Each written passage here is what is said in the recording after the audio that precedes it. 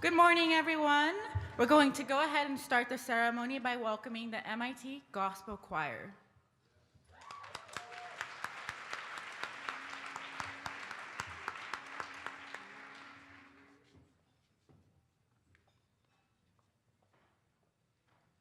What if God is unhappy with our praise? What if He is not pleased with the words we say? What if He takes away His love and His Spirit from above? What if God is unhappy with our praise? What if God is unhappy with the way we live? What if He is not pleased with the way we give? What if He takes away His love and His Spirit from above? What if God is unhappy with the way we live? We must change the way we walk. We must change the way we talk. We must live a life that's pleasing to our King.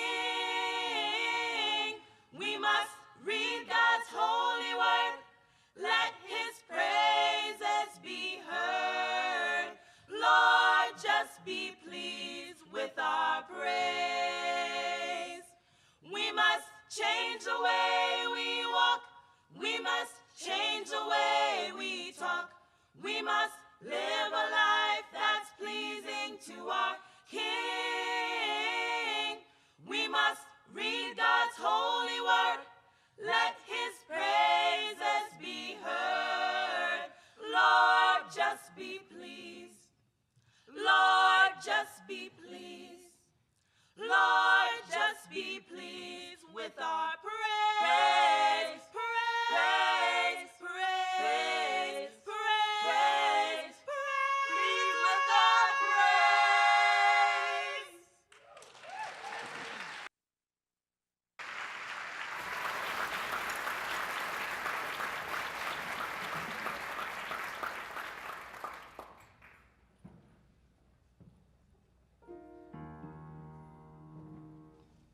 Hello? Okay. Welcome, everybody.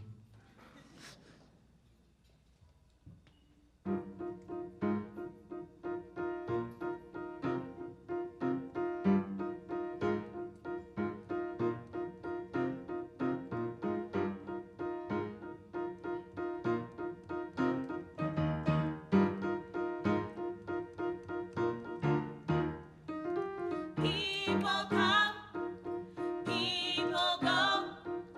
Your life has been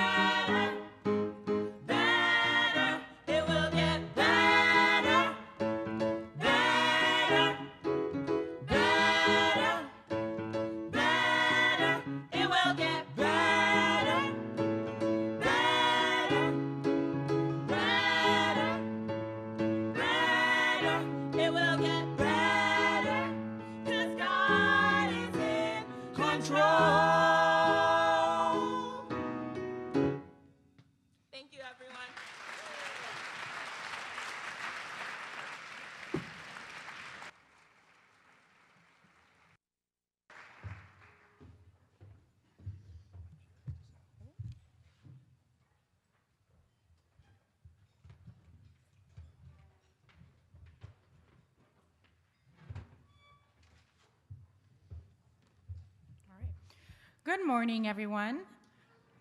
My name is Tanya Llanas. I am a junior studying brain and cognitive sciences here at MIT. In my free time, I'm involved with the Office of Multicultural Programs, the Latino Cultural Center, and the Social Justice Programs and Cross-Cultural Engagement Office. I will be your master of ceremony for today's celebration. Once again, thank you for being here, and join me in thanking the MIT Gospel Choir once again.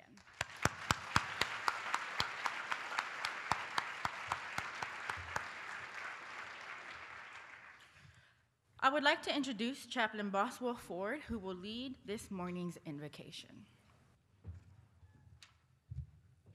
Chaplain Ford.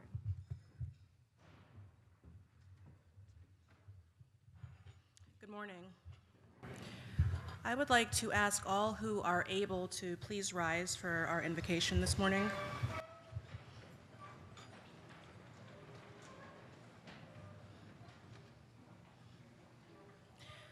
As we stand this morning in silence, let us recognize and honor our diversity. Diversity of beliefs, values, places of origin, ideologies, faith traditions, but let us also honor our unity in gratitude. We are grateful and thankful at this 44th annual celebration of the life and legacy of the Reverend Dr. Martin Luther King Jr. We're grateful for his example of what it means to love while challenging, to be humble while leading, to be a person of conviction and faith in both word and action, and to be able to speak truth in a way that those in power are compelled to hear. Let us reflect upon the reality that while much has been gained through the witness of prophetic voices such as that as Reverend Dr. Martin Luther King Jr., there is much work yet to be done if we are to truly understand and embrace the fact that you and I, we are tied together in the single garment of destiny, caught in an inescapable network of mutuality, and whatever affects one directly affects all indirectly. I can never be what I ought to be unless you are what you ought to be. So as we celebrate this man and his work for social justice, radical inclusivity, and love, let us not forget that we all, each of us, is called to do our own work, our very best work, to be a drum major of sorts, leading in our own distinct places and spaces within this community, that our impact on the present and the future might be great. Amen.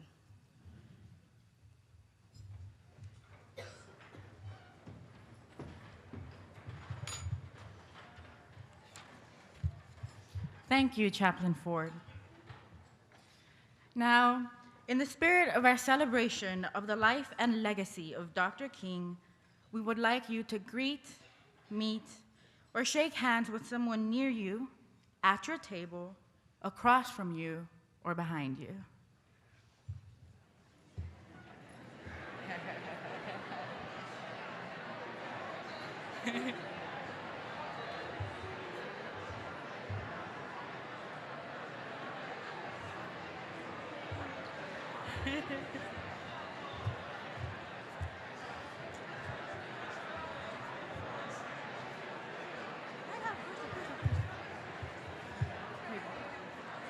That one's right.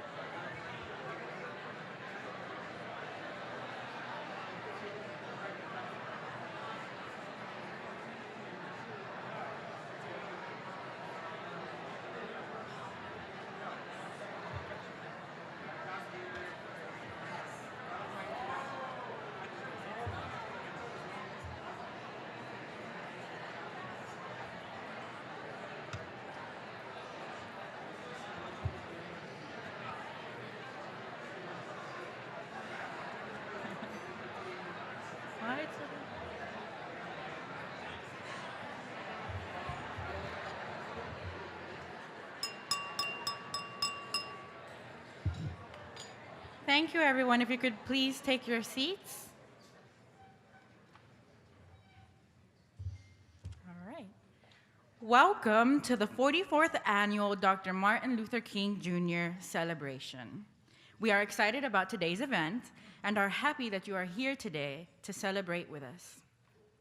I would like to take this moment to thank President Raphael Reif and Christine Reif, our hosts for this morning.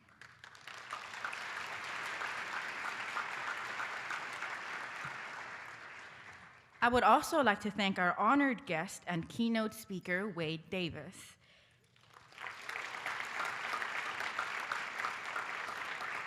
Former NFL player and equality advocate and educator. Thank you for joining us. Last night at a special dinner, the MLK Junior Leadership Awards winners were honored. We are very pleased to recognize these individuals and groups who embody the ideals of Dr. King in service to the community. Today, I would like to share with the audience this year's award winners. The names of this year's winners and all of the names I'm about to announce are in the program if you want to follow along. Please stand up as I call your name, and please hold your applause until the end. Sahai Grell, Danielle Jackson, Josue Lopez, Lee Perlman, Joshua Woodard, and the Association of Puerto Rican Students.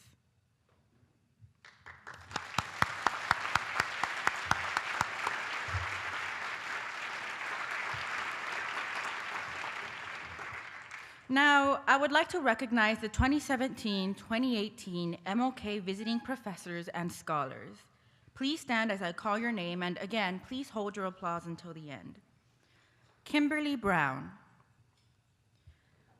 Garnet Cadigan, Anita Hill, Dwayne Lee, and Kenda Mutongi.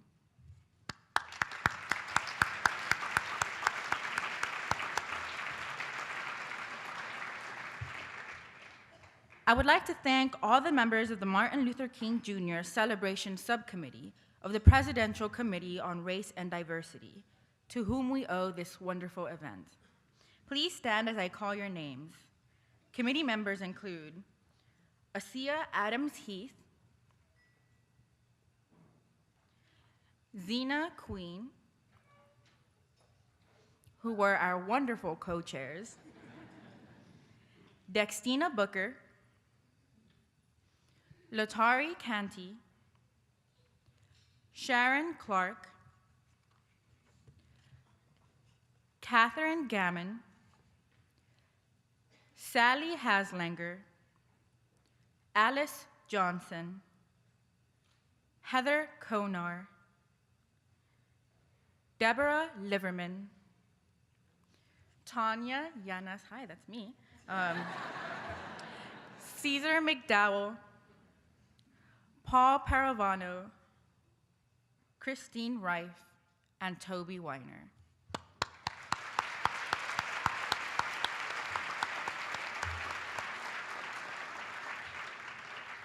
Thank you all so much for contributing to the success of this event.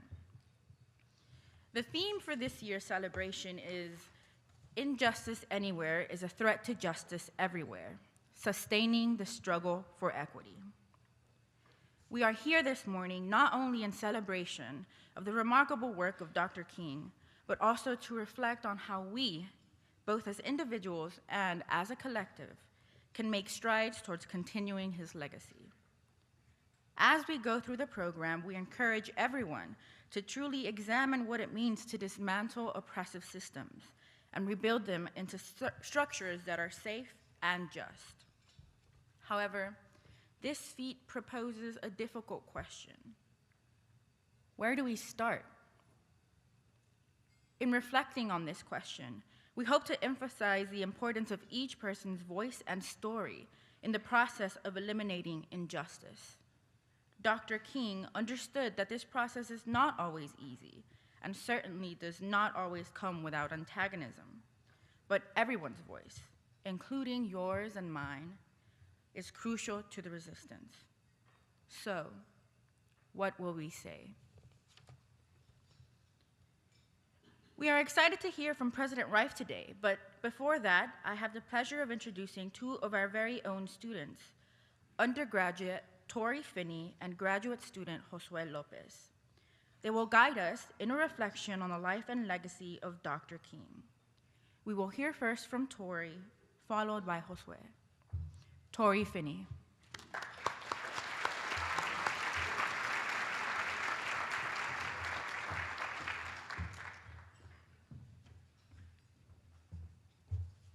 Good morning.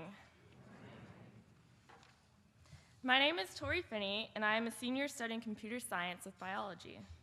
When I'm not doing homework, I'm usually practicing for competitions with my cheerleading team or writing poetry about love, food, and nature. So writing my speech for today's celebration of Martin Luther King Jr.'s legacy was a little different from what I'm used to. Aside from the obvious difference in style between poetry and speech writing, this has been out of my comfort zone because up until a few months ago, I hadn't been very introspective on race and how my blackness affects me as a person. I spent the first half of my childhood living in Virginia, but just before I started 5th grade, I moved to Brussels, Belgium with my family. I lived there for 8 years until the end of high school. While I was fortunate enough to make friends from all over the world at my international school, I'd only met 5 other black students and 2 non-white faculty members during my entire 8 years I was there. I don't think black people were mentioned in any of my European history or social studies classes. I loved living in Belgium, but it was a confusing time. Both my racial and national identity were challenged. Classmates would comment that I was not really black because I didn't talk or act the way that they saw black Americans act on TV. But I still somehow felt too black to fit in with some of them. Similarly, I felt like I was becoming less American the longer I was away from the States, but I also didn't feel fully European. We use the term third culture kid to describe that feeling of being stuck between cultures, and there was a lot of support for that in the international community. There were even songs about it. There wasn't support for being black. My family and I mostly tried to ignore and forget. We didn't talk about how school administrators and sports directors tried to minimize mine and my brother's accomplishments, or why our peers would whisper that we only got accepted into top schools because we're black. We didn't complain and further alienate ourselves when our next door neighbor called the police on me for standing outside my own house when I was 12, or when the orthodontist commented that my brother and I would look better with our teeth slanting out like monkeys because of the color of our skin. These events were upsetting to me, but I didn't really understand why or what I could possibly do to change anything. After joining some incredibly supportive minority communities at MIT over the years, and especially after taking a class called Writing About Race last semester, I finally started reflecting more deeply on experiences like the ones I just described, and I now recognize them as unjust. But this process has been very emotionally and physically taxing. Recalling past microaggressions has made my muscles feel tense, my skin heat, and my heart race. I struggled more than usual to finish writing assignments, felt an increase in my overall anxiety levels, and had issues with anger management. All at once, years' worth of reactions to injustices against me came crashing down. I refer to this as an awakening. As James Baldwin once said, to be a Negro in this country and to be relatively conscious is to be in a rage almost all the time. But ignorance was not bliss. It was internalizing all the negative comments and believing it was somehow my fault that people hurt me. It was hopelessness and depression. Which brings me to the main point of my discussion, the effect of microaggressions on mental health. I went to mental health walk-in hours one afternoon and was introduced to a new term, racial battle fatigue. First used in the early 2000s by William Smith, this term describes the stress and anxiety that many people of color develop while navigating a predominantly white institution. With racial microaggressions acting as a source of trauma, this mental health disorder is similar to PTSD. It can affect people both mentally and physically, often contributing to fatigue, hypertension, headaches, and sleep issues. I find this important to talk about today because the potentially long-term effects of microaggressions on overall health aren't widely discussed on campus. And I believe that there are a lot of students, as well as faculty and staff, who currently have or have had a form of racial battle fatigue. And while my focus today is mainly on the effects of racial microaggressions, I would like to mention that the problem extends beyond race. As a woman, the verbal and physical slights that I have endured as a result of sexism and rape culture on campus have contributed equally, if not more, to the mental issues that I've faced as a result of racism. And I believe that there are countless MIT students that have similar problems based on gender identity, sexuality, religion, and other aspects of their identities. As you all know, our theme for this event is "Injustice anywhere is a threat to justice everywhere." To understand this quote better, I tell people to think of injustice like air pollution. Polluted air anywhere on Earth can spread across city borders to surrounding areas if it's not contained or eliminated. Furthermore, people from non-polluted areas might observe uncontrolled pollution somewhere else and suddenly feel like it's okay to pollute the air in their hometown. There is pollution on our campus, in the form of a professor touching a student's cultural headwear without asking, a swastika graffitied in the hallway of my dorm, frat brothers sexually harassing their female guests, and other microaggressions against oppressed groups. Instead of threatening overall physical health, this pollution is a threat to mental health. So what is being done to address it? I believe a lot has improved since my freshman year here. There is increased access to stress-reducing activities and mental health resources. I appreciate the greater diversity in counselors at MIT Mental Health and that there's a therapy group for students who are women of color. These initiatives might do a lot to help the symptoms, but they don't seem to do much to address the sources of the pollution. It is my opinion that many people who show insensitive behavior don't actually intend to be offensive. Unless explicitly told, they may not even realize it when they are. Community discussions on bias and discrimination can be great ways to improve overall knowledge on the subject, and such discussions are often organized by student leaders and minority groups. The problem is that most of the people who decide to participate in these conversations aren't the ones who need to. So what else can we do? We can increase informal dialogue. In the spaces where we interact with diverse groups, we can make an effort to talk to at least one person we don't know well about what behavior might be harmful to people of their culture. If you organize classes or meetings, think of icebreakers that will encourage people to talk about their differences. In these conversations, we can respect the fact that something we thought was okay might not be okay for someone else. And instead of making excuses for it, we can learn what we need to do to change. We can also more frequently speak up when offended. Not only can this help the people offending us think twice about their actions, but it can also help the people around us realize why they have the right to be offended over similar things. A few years ago, the Black Students Union and the Black Graduate Student Association released a set of recommendations for a more inclusive MIT. It was suggested that departments, labs, and centers more actively support underrepresented students by pledging commitment to health, diversity, and inclusion, and appointing departmental diversity representatives. So find out if the leaders of your department, lab, or center are aware of these recommendations. Find out if there are diversity representatives, and if so, have a conversation with them. If not, find out why not, and find out how to get one. If we all work together, we can cleanse our campus of the pollution of microaggressions. And in doing so, we can prevent it from spreading elsewhere. Thank you.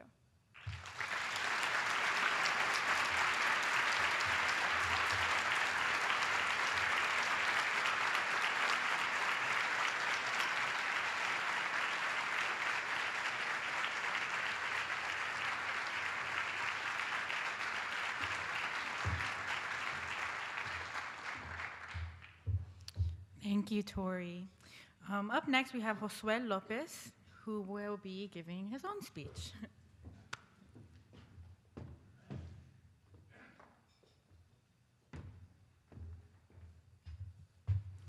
Good morning. Thank you to President Rife, the MLK Celebration Committee, and to the entire MIT community for allowing me to speak today. To Mr. Davis and my fellow awardees, it is an honor to be by your side in the struggle for equity. It is a privilege to speak to you today because the MLK celebration holds a special place in my heart. Actually, this moment brings me full circle because in the 9th grade, I was asked to give a reenactment of Dr. King's I Have a Dream speech to a full auditorium. To be honest, I did not feel fully comfortable giving it because I was not Black. I asked myself, why me? Shouldn't someone that looked more like Dr. King do it instead? I did not realize it at the time, but the lesson our school administrator was trying to teach all of us was that Dr. King's legacy needs to be upheld by everyone, regardless of the color of our skin. And so 16 years later, I now stand here humbled to be giving these remarks. This year's theme speaks to me because of the many issues that have surfaced across the country and around the world. From protecting the most vulnerable communities from the effects of climate change, to protecting immigrants and dreamers, and having to defend that Black and brown lives do matter. All of these issues have been weighing on my heart, spinning my mind, and urging my hands and feet to act. This is why today I want to reflect on how we as individuals and a community can continue to sustain the struggle for equity together. Specifically how, one, we can ensure we do not propagate attitudes that can be a threat to justice everywhere, and two, how we can all embrace our responsibility to work towards equity and justice everywhere. My first point to everyone is that staying neutral is never a real option for marginalized people. As scientists, engineers, and problem solvers, we may at times be told or feel that we should not get directly involved in socially and politically controversial issues. Some suggest that you and I should only focus on making major contributions to society via our technical skills or day job. Others have said getting involved in direct nonviolent action makes us less rational or objective. Others that it's a waste of energy. However, with the issues that impact the communities I love, sitting out means staying silent while I watch these communities suffer. But not directly engaging, I ignore my duty as an individual in a position of privilege to continuously work towards justice. Thus, if you ever encounter a person who feels like they need to march, advocate, or take direct nonviolent action, I ask that you find ways to support them. At least do not dismiss them as irrational, and maybe even join them. For the past decade, I've been trying to tackle climate change via technology, education, and more recently, direct nonviolent action. As someone who grew up in a low-income and immigrant community in Los Angeles, I am painfully aware that communities of color are disproportionately affected by the devastating effects of climate change and environmental waste and pollution, or otherwise known as environmental racism. This year, we tragically saw that the most vulnerable communities in Houston, Puerto Rico, and Dominica will take the longest to recover from the physical and psychological scars of devastating hurricanes strengthened by climate change. SAHI, the Puerto Rican Association, and I all have families, friends, and communities that have been affected, so it's personal. This is why I understand that climate change is fundamentally an issue of equity and justice. Hearing and reading many firsthand accounts of communities losing everything to drought, conflict, or flooding motivated me to become an active citizen scientist, also known as an activist. It is what compelled me to march in 2014 and in 2017 alongside frontline communities at the People's Climate March. It is why I donated to the Dakota Access Pipeline protest camps. It is also what compelled me to sit in front of President Rife's office alongside Fossil Free MIT for 116 days, calling MIT to divest its endowment from fossil fuel investments. Moreover, it is also what called me last year to organize the Forum on Racial and Environmental Equity and Justice with the crucial support of 11 campus partners. MIT learned firsthand from Professor Robert Bullard, the father of environmental justice, that in this country and around the world, the cycle of climate injustice and environmental racism has a long past, and it is not getting better. Furthermore, we learned that frontline communities, my and our extended communities, always ask for more individual and institutional allies, especially those with significant social capital and privilege. My second point is that we in our institutions all carry bias. Now, it has been suggested by some members of the MIT community that activists like myself are tainted or biased in deliberating issues. In response, I say that no one can be 100% objective because we all carry different unconscious biases. The discussion that Dr. West and our MIT colleagues had last night on institutional provincialism points out that even MIT can be tilted towards the status quo, especially when it deals with issues outside of science and technology. Of course, this does not mean we can't eliminate some of these biases. That's why we must try even harder to apply the same critical thinking to equity and justice as we do to science, engineering, or economics, because they are equally as valuable and not mutually exclusive. My third point is that science and technology is only part of the solution. I hope that once we have solved the climate crisis, we remember that it was not only the amazing technology that was produced by MIT and other universities that saved the planet, but that it was also a real battle led by frontline communities and their allies that took direct nonviolent action to shake us and our leaders, industries, and institutions to face the moral dilemmas of our time. My last point is that in the end, it's up to you and me to keep MIT on the right path. As my dear friend Jeremy Poindexter wrote in the MIT Tech this morning, MIT has commitment issues. Now today, I strongly believe we can overcome these commitment issues because looking at all of you, I see individuals who want to work towards a more equitable future. Regardless of the state of American or global politics, we at MIT have opportunities to implement plans that would directly support equity and justice here and everywhere. Several of you want a much bolder climate action plan that includes a commitment to no longer using fossil fuels to power our campus, just like our neighbors up the river announced this Tuesday. We can't get left behind. I know others want to ensure that the Volpe development is a solution to and not a cause of gentrification. And I know all of us want MIT to support a bold plan so MIT can become the #1 place in the country for the development of underrepresented talent. This includes undergraduates all the way to senior faculty, women, students of color, and LGBT individuals, so that within the next 20 years, we can have a woman of color as the president of this very institute.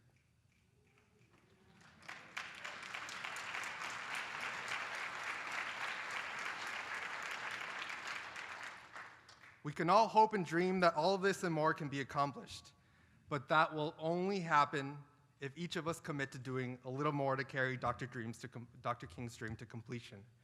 It doesn't take that much if we all do our part. Support a colleague that wants to fight for equity. Donate money or divest your money for a cause. So go talk to staff, department chairs, and school deans with things you want to improve. Organize forum. Join committees. Sign petitions that go to President Reif. But most importantly, believe in your own ability to make a difference. Believe that equity and social justice are worth fighting for. Believe that we will win in pursuing equity and justice because we must. I know I do. Thank you.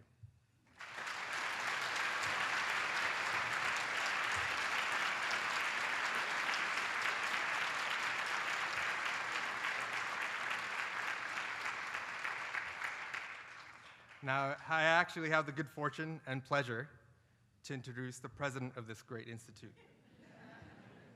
Even though we have literally sat on opposing sides of an issue, he is an individual I respect as a member of the Latinx community and someone I admire as a fellow Core 6 PhD and faculty member. So please let us welcome President L. Rafael Reif.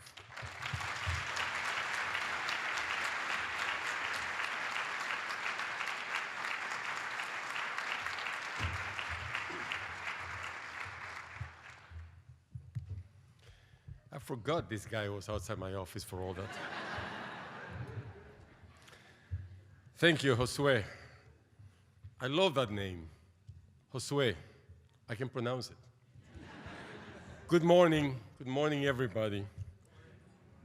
And many thanks to everyone who helped to bring us together this morning, including the MLK Celebration Planning Committee, the Committee on Race and Diversity, and our Institute Community and Equity Officer, Ed Berchinger. And I want to express my deep admiration to our student speakers, our incredible student speakers. Tori and Josue, you make me, and I'm sure I speak on behalf of everybody, you make all of us extremely proud. Thank you very much.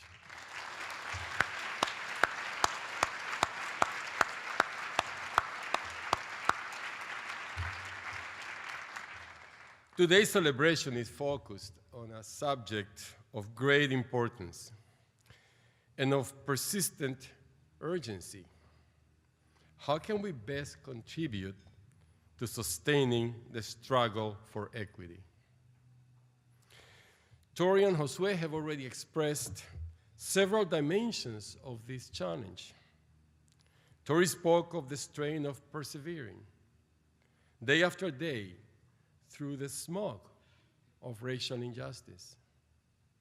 And Josue described the inspiration that keeps him going, knowing that in fighting for action on climate change, he's fighting for communities that might otherwise have no voice. In a moment, I'll touch on some ways we're working to make MIT more equitable and more inclusive. But first, I'd like to offer an observation about the current atmosphere in our society, because I believe it has some great bearing on the overall struggle for equity. We live in a noisy time, a time that favors instant opinions, as if 280 characters were the best thinking that humans are capable and all the attention that any subject deserves. An angry, cynical time in which many people are careless with the truth. I expect that you will agree with me when I say it feels awful and it's exhausting. And sometimes it nearly breaks your heart. But when I feel worn out by all this terrible noise, I take great inspiration in thinking about our community at MIT, because I'd like to think, I'd like to believe, MIT is different. MIT can be noisy too, but it's mostly the noise of bright, curious people testing old assumptions, coming up with new ideas, and trying to understand each other. At MIT, we have lots of opinions, but they are usually thoughtful, sometimes even wise. And we're interested in hearing what other people think too. Sometimes we get frustrated, even angry. I'm certain plenty of people get frustrated with me. But the sound of all that, for the most part, is a wonderful noise, because it's the sound of all of us together working to serve MIT's meaningful mission. As for cynicism, to me, cynicism could be a sign of defeat. It could be a sign that you have lost faith in human goodness and possibility, and lost faith in our creative power to make a better world. By that definition, MIT is the opposite of cynicism. And I'm grateful for and extremely proud of this community's practical optimism every day. And finally, perhaps for this home audience, I do not need to explain that. At MIT, we're very careful with the truth, and we keep on believing in facts. In saying these things, I'm not proposing that the MIT community is perfect. In fact, today we have heard some ways in which it is not perfect. But I'm grateful to belong to a community that I would like to think is willing to face its imperfections, to talk honestly and openly about them in a spirit of mutual respect, and to work together to make things better. For our nation, in the struggle to advance the cause of equity, I'm deeply concerned that the current harsh atmosphere presents a terrible obstacle. But I'm optimistic about what's possible at MIT and the positive changes on our campus in the last 2 years ground that optimism in reality. At this event 2 years ago, I spoke with admiration and excitement about a new effort inspired by the remarkable leadership of the BSU and the BGSA to make our community stronger and more inclusive. That effort led to the creation of the Academic Council Working Group on Community and Inclusion. Since then, this team of student, faculty, and administrative leaders has worked with many others all across campus to help drive important progress. We now have interactive sessions on diversity in our undergraduate orientation, and this year in graduate orientation too. Every academic department, as it was just mentioned by Tori earlier, has now created and posted a statement affirming their commitment to diversity and to caring for students as human beings above all. We have a team of mental health staff recruited and trained to offer culturally competent care. Our community surveys now gather data on whether students feel culturally included in their residences and their majors. And over the last 2 years, we have raised MIT financial aid by $23.4 million and decreased student self-help requirements by nearly 40%. In making these gains, this team has made MIT stronger and better for all of us. And I would like to express my strongest personal appreciation for their dedication and their leadership for making MIT better. The harder, more systemic issues now become our central focus. This includes the long-term challenge of recruiting more graduate students and faculty from underrepresented minority groups and making sure they are positioned to succeed. But we have the right people pursuing the right strategies. So I'm optimistic that we can steadily turn these aspirations into action too. I'd like to close my own comments with a few lines from Isabel Wilkerson, a journalist known for her brilliant reporting on the Great Migration of African Americans from the South to the North. In her words, "Our country is like a really old house. I love old houses. I've always lived in old houses. But old houses need a lot of work, and the work is never done."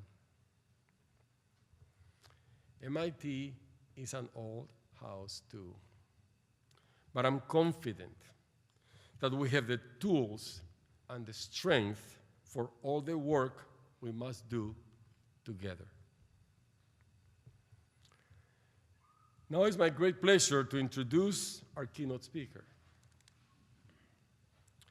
10 years ago, if you had told Wed Davis that one day he would travel the country speaking about feminism, inclusive communities, and toxic masculinity, he would definitely not have believed you. Because at the time, he was playing in a national football league, and he had not publicly shared his identity as a gay man. Today, Mr. Davis is the NFL's first LGBT inclusion consultant, and he has lectured at universities around the world on the intersections of race, sexuality, gender, and sports. A frequent guest on major networks, including MSNBC, NPR, ESPN, and BET, he has published essays in the Los Angeles Times, The Advocate, the New York Times, Ebony, and The Guardian. He also recorded a powerful TED Talk on his experience as a boy who loved football and who did not dare to understand himself as gay. A native of Little Rock, Arkansas, Mr. Davis earned his bachelor's in business administration from Weber State University in Utah. And in 2014, Northeastern University granted him an honorary Doctor of Public Service for his leadership in combating homophobia and sexism in athletics. As we seek inspiration in sustaining the struggle for equity, I believe we could not ask for a better guide. Please join me in welcoming our keynote speaker, Wed Davis.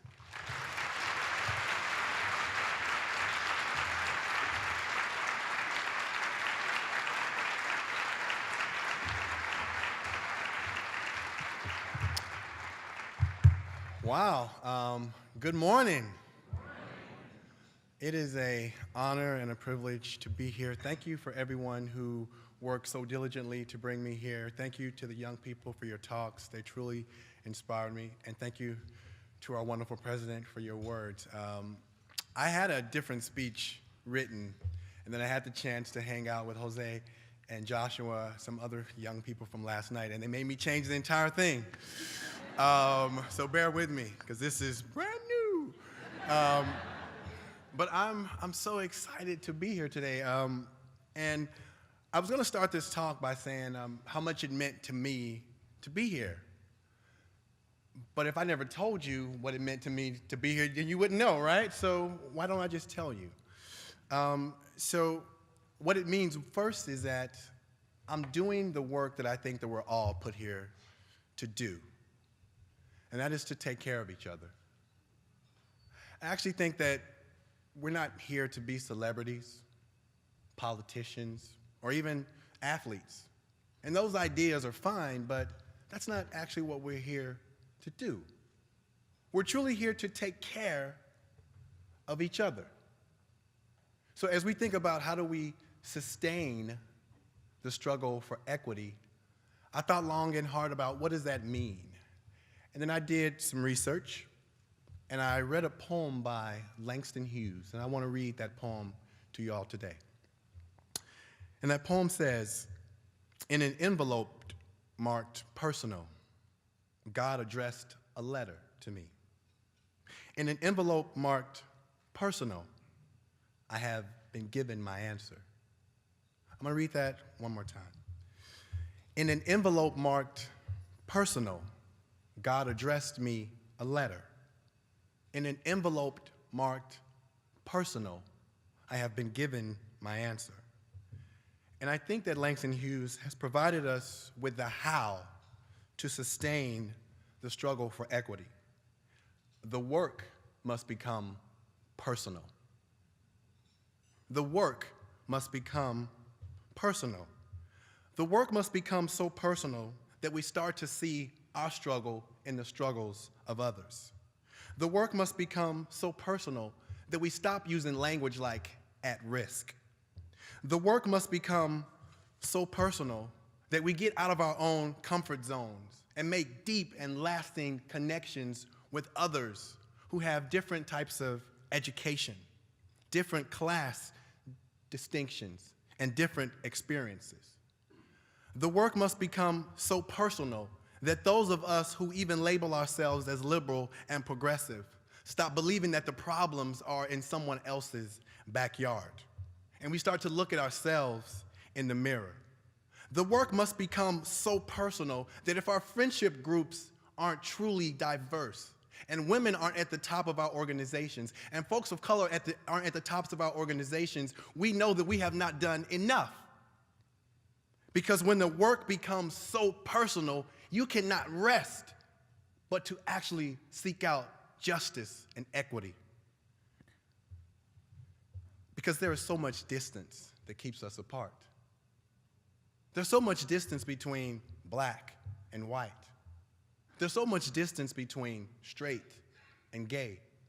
There's so much distance between men and women and the abled and the differently abled. And the only way that we can do the work to remove that distance is to make the work personal. So when I got invited to speak at MIT, I thought, wow, this little black boy from Little Rock, Arkansas is going to be speaking at MIT. And then I thought about the history of MIT and the legend of MIT. And this place does come with some legends. But the biggest legend is that everybody at MIT is smart.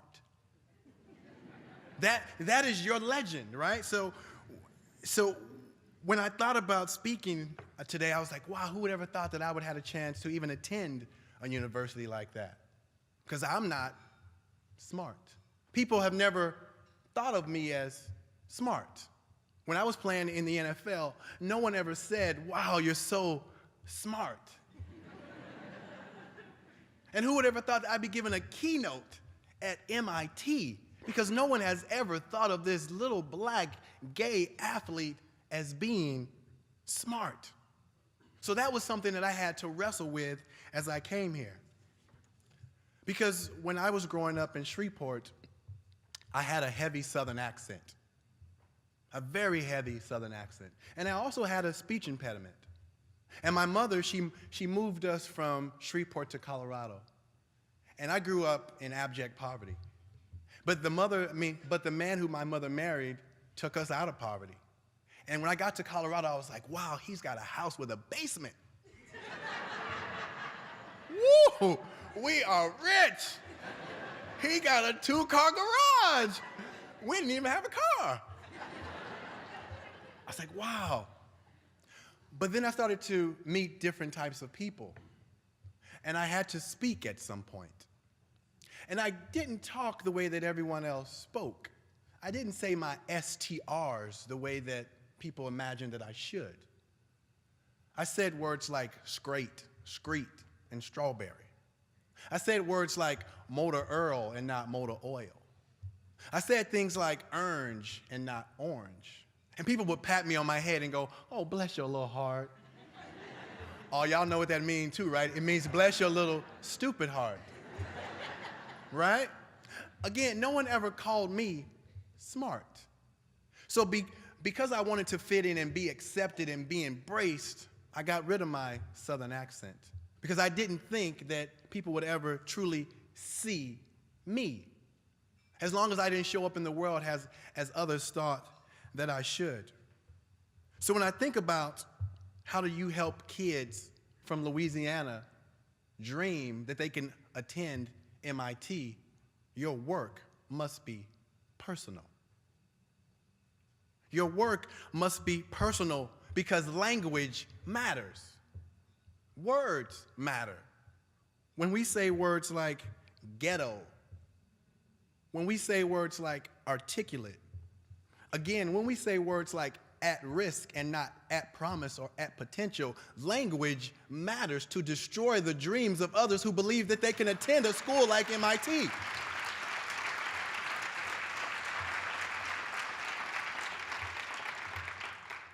Because your language limits the dreams of kids like me. So we can sustain the struggle for equity if the movement doesn't privilege others who we deem not worthy. We must stop privileging those who have an education over those who are lesser educated. And again, stop locating the problem somewhere else.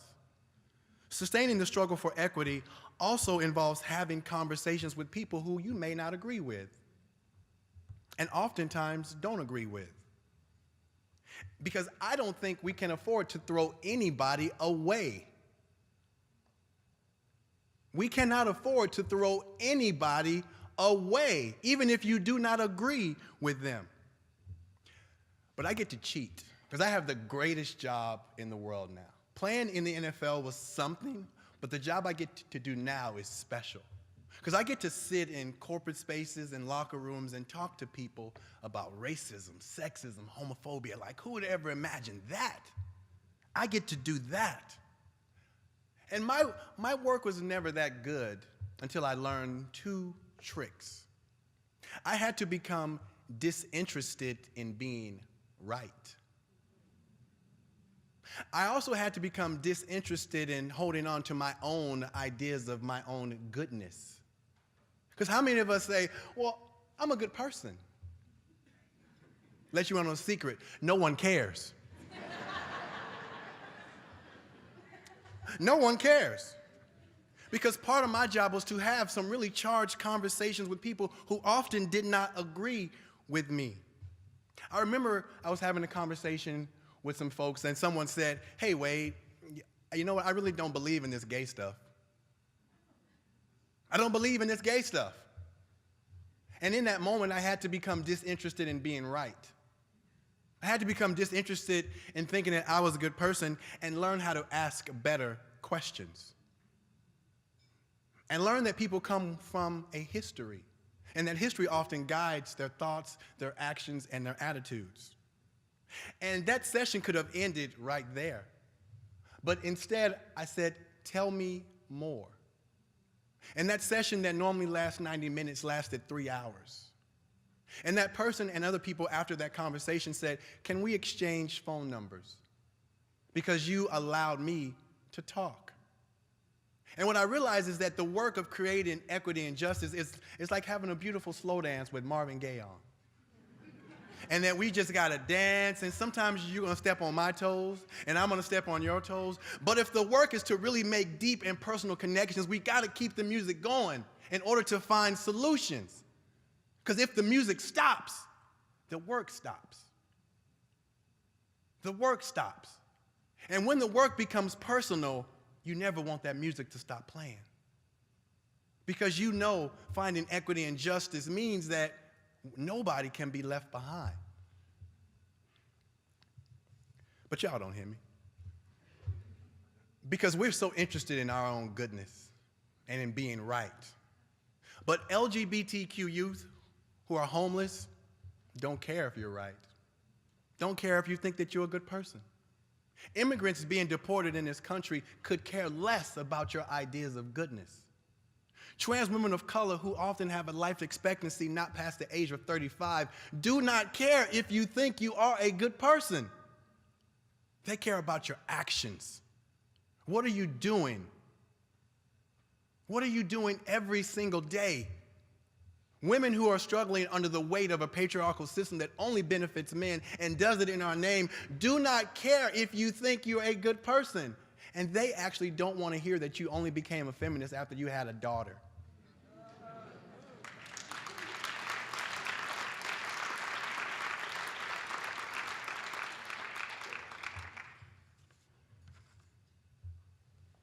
But what does making it personal look like, right? But what does that actually look like? So I got a story for you all. How many of you all remember the LGBT same-sex marriage movement? Right? That was a big movement, and it was relatively successful. But our friend Kimberly Crenshaw really broke down why that movement was successful. She said it was an intra-family movement. She said that on Monday, you told your parents you were gay, and on Wednesday they hated you, and on Friday they loved you because it was personal. When I told my mother in 2011 that I was gay, she said to me, "You're already black. You're already black." And it took me many years to understand what she meant when she said that. The second thing she said to me was that I wish you were dying of cancer than to tell me that you were gay. She told me that I wish you were rotting in jail for the rest of your natural life than to tell me that you were gay. She said that everything you've ever done in your entire life means nothing. And I no longer have 3 daughters, I have 4. And I never have the desire to see you again. But my mama's a good person, right? And now I can report to you all that my mother and my fiance, they talk and they text and they tweet and they make me sick. But how could I stay in the struggle with my mother if the struggle wasn't personal? How could I continue to have a relationship with someone who said some horrible things to me if the struggle wasn't personal? If we didn't have a deep and lasting connection? The struggle has got to be personal.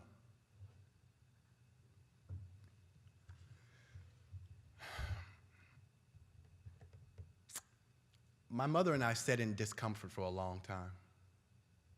My mother and I sat in discomfort for a very long time. And we say things now like, we need to have the uncomfortable conversation, right? We say that. We need to have the discomfort conversation. The question is, who gets to decide who's uncomfortable? Who gets to decide? Does the person who's right get to be comfortable and the other one not comfortable? When my mother said those things to me, she made me uncomfortable. She was uncomfortable. I implore you all to sit in uncomfort when you're having these hard conversations and not just say, because I disagree with you, you are the person that gets to be uncomfortable. Because when we're all sitting in uncomfort, we make sure the music keeps playing. Because no one wants to keep wearing that itchy sweater. No one wants to keep wearing that itchy sweater. Because your empathy grows. Your compassion grows. You have to have compassion to those who you even disagree with. Because I disagreed vehemently with my mother. But then I got smarter. I asked my mother better questions. I asked my mother what questions. I asked my mother how questions. I didn't ask her why questions. Because why questions are judgment questions. If I ask you a what question or a how question, I'm trying to get you to be specific because I'm trying to actually find ways to connect and get the work done. So when I asked my mother what was her childhood like, she told me that her oldest brother, who's 20 years her senior, they have different fathers. And his father was lynched when she was a child. She also told me that her 3 older brothers were brutalized, victimized by a racist system that I can never imagine. She also told me that when she realized she was going to have a son, she realized she had one job: teach him how to stay alive. So when I told her I was gay, she wasn't mad that I was gay. What she was mad about what she thought the world would do to me for being gay. Hence when she said, "You're already black," she was trying to give me some wisdom. So I tell you all that story to ask better questions, to figure out where do people come from, because we all come from a history. And I didn't throw my mother away because it was personal. Because it was personal. If we're going to sustain the struggle for equity, we must make it personal. But let's unpack that just a little more, right? Right? Because when the work becomes personal, as I said earlier, we liberal folks can look ourselves in the mirror. Because we all of us liberal folks think that we've arrived, like we got this stuff down pat, right?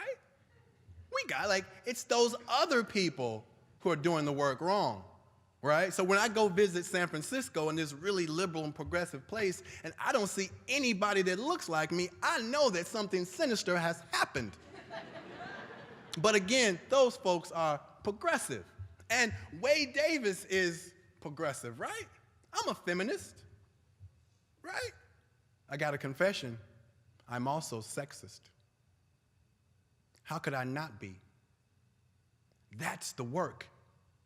That's the work to own your own stuff and make it personal. Because I have to every day work hard and wrestle with the fact that there is a system out there that I said earlier that is actively trying to destroy women, and it's being done in my name. It's being done in my name.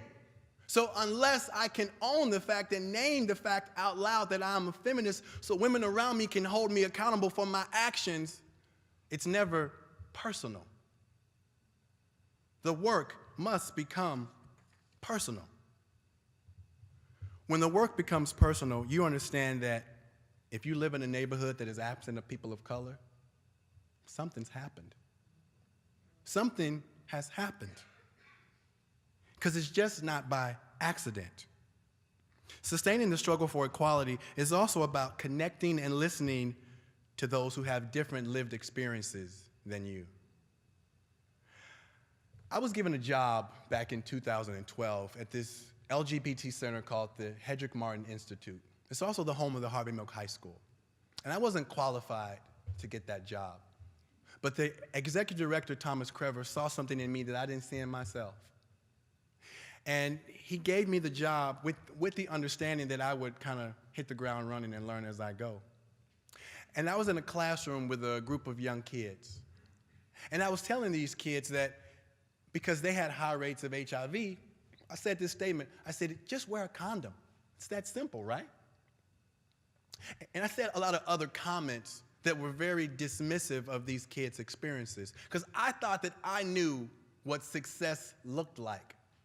I thought that I knew what they should do to be successful individuals because I've made it in the American sense, right? And this young man looked up at me and he said, "Why are you here?" And it shook me, and I said, "Well, what are you talking about?" He said, "Well, you keep talking as if the world is so black and white, but my world is gray." He said, at the age of 12, I came out to my family, and they kicked me out of the house. And because we had just moved here, I had nowhere to go.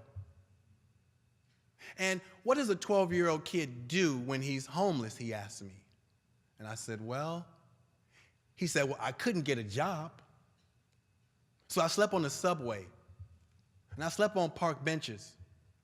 And he said, and I had to survive, so I used my body as the only instrument I had to make a living. He said, so for the next 2 and 3 years, I abused my body in order to eat. He said that when I turned 15, though, I met a boy, and we fell in love. And it was the first time anybody saw me and embraced me. And he asked me to come and live with him. And he said, you can stay here as long as you want because I love you and I see you and I will never ask you to be anyone except yourself. And a couple months later, the kid asked him to have sex without a condom. And the little boy said, I had a choice to make. I could either say yes to the only person that's ever loved me or say no and risk being put back out on the street. And he looked at me and he said, now what would you do? And he said, I said yes to the only person that's ever loved me and saw me. And that's how I contracted HIV. And he looked back up at me and he said, now I'm going to ask you again, why are you here? So I ask you all that same question. What are you doing here? How do you make the work personal? How do we stop believing that we know what's best for young people and start asking them? How do we create a world that allows them to, as Audre Lorde says, define success for themselves, define themselves for themselves, and not crush them in our own imaginations of what it means to be successful? Because just because some of our lives are thought of as successful doesn't mean that we can make decisions for other people about what success is. Because it's our responsibility as those with power and privilege to create the conditions for others to define success for themselves. To define success for themselves. Because as I said earlier, words matter, language matter, and stories matter. The two stories that we heard earlier matter. There's an old African proverb that says, until the lion has a historian, the hunter will always be the hero. Until the lion has a historian, the hunter will always be the hero. And that means that those of us with power must be intentional to add more stories to the narrative, and not just stories about ourselves, because stories help to change the narrative. Stories help us to connect, to empathize, and to act. Because right now, we're in the midst of a movement called the Me Too movement. We're also in the midst of a gender equality movement. And we're in the midst of when feminist thinkers, white feminist thinkers, and primarily black queer feminist thinkers are not given the credit for the work that they have done to teach us how to do this actual work. So we have an opportunity.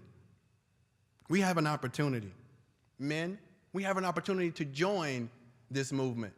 We have an opportunity to attend meetings, because I'm sick of going to these feminist summits and only seeing women in the room, man. We can never join the movement to sustain equity and equality if we're not in the room. If we're not in the room listening, taking notes, asking questions, and going back to our male friends, having other conversations about what actions can we take as men to change the world. Because I am sick and tired of a man saying, I didn't know this stuff was happening. Read. I do a test to a lot of my male friends. I ask them, I say, how many books are on your shelf? And they'll say, 50. And then I'll say, how many of those books have you read this year? And they'll go, half. Then I'll go, how many of those books are written by women and about women? Because how can we ever know what your lives are like if we're not reading about you? How can the work ever become personal if we are not taking the time to invest in what your lives are actually like? Because we can talk a lot about how do we do the work, but we have to be invested, deeply invested in the actual work. Because it's not enough, as I said earlier, for women to wait until you have a daughter for you to get it. Sustaining the fight for equity is work. And again, the work must become personal so that it sticks. Otherwise, as James Baldwin says, when you get into a crisis, you revert back to who you really are. Because a crisis shows us who we really are. And we must all, at some point, answer the question of who we are and what do we truly believe. So what do you truly believe? No other person has had an impact on me like the late, great James Baldwin. He said, I can't believe what you say because I see what you do. And that quote extends to all of us. What are you doing? What are you doing to bring people together? My grandmother used to tell me, she said, boy, you could talk a cat off a fish truck, but your actions tell me who you really are. Our actions must be intentional, and they must be personal. When the issues we are facing in our world becomes personal, we can walk through fear. Because fear is what keeps us from connecting. Fear is what keeps us from asking better questions. Fear is what keeps us from making the work become personal. Because I believe that we only act out of two causes, love or fear. When are you going to start acting exclusively out of love? Because love doesn't produce hate. There's no root for hate in love. So when are you going to start doing the work that's out of love? And Bell Hooks, she teaches us that the work must start with those who are most marginalized. Because if you start with those who are the most oppressed, like trans women of color, and you work your way up, you get everybody. You get everybody. Because when the work starts with those who have the most privilege, they get tired. I got what I need. I got what I need. Are you okay, though? What do you need from me? What do you need from me? Because I'm kind of done here. So I implore you, as you're thinking about making the work personal, make sure you get everybody. Start with those who are the most impressed. I implore you all to make the work personal, and I guarantee you will always sustain the work for equity. Thank you so much.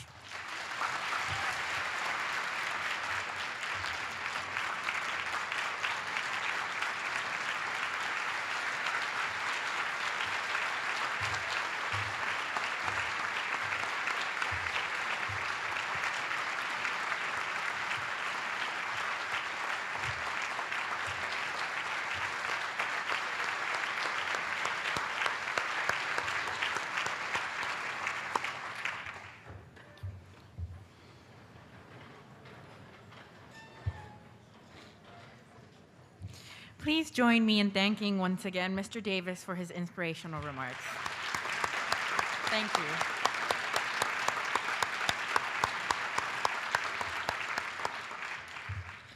We will conclude today's program with the singing of Lift Every Voice and Sing.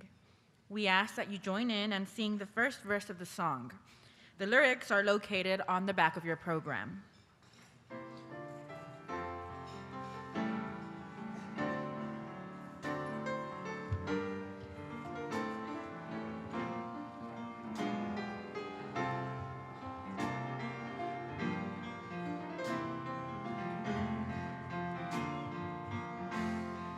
Lift every voice and sing till earth and heaven ring, ring with the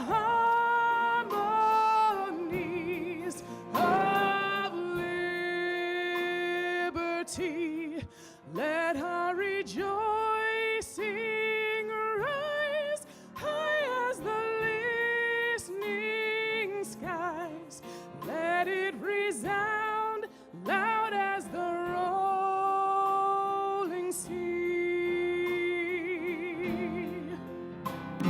Sing a song full of the faith that the dark past has taught us. Sing a song full of the faith that the present has brought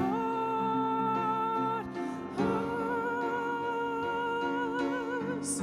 Facing the rising sun of a new day begun. Let us march on till victory is won.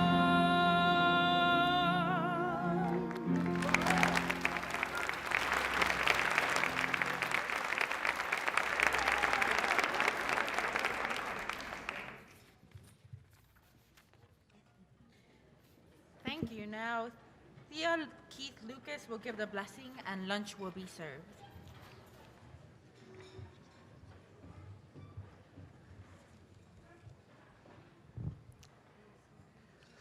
Like you, I am sure I am grateful and humbled by the passion and the wisdom, the experience of all the words we have heard.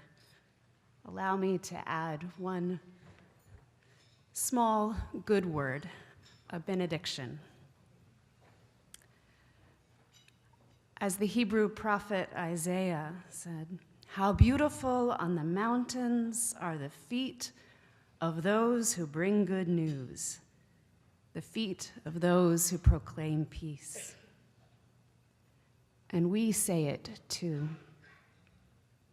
How beautiful are the feet that march the long distance between history and hope, that stand in resistance and in prayer, that refuse to play the old games, that call our nation to a new birth of freedom.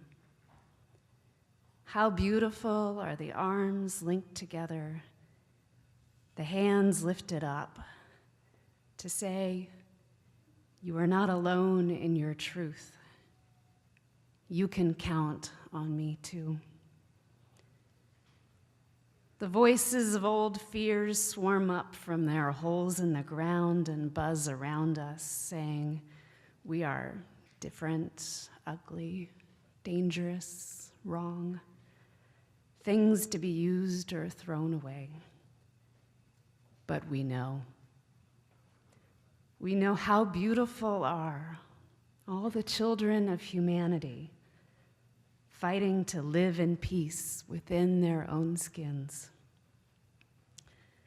May that noise of petty hatred be lost in the singing, in the shouting, in the bells ringing out. How beautiful, how beautiful, how beautiful you are. Amen.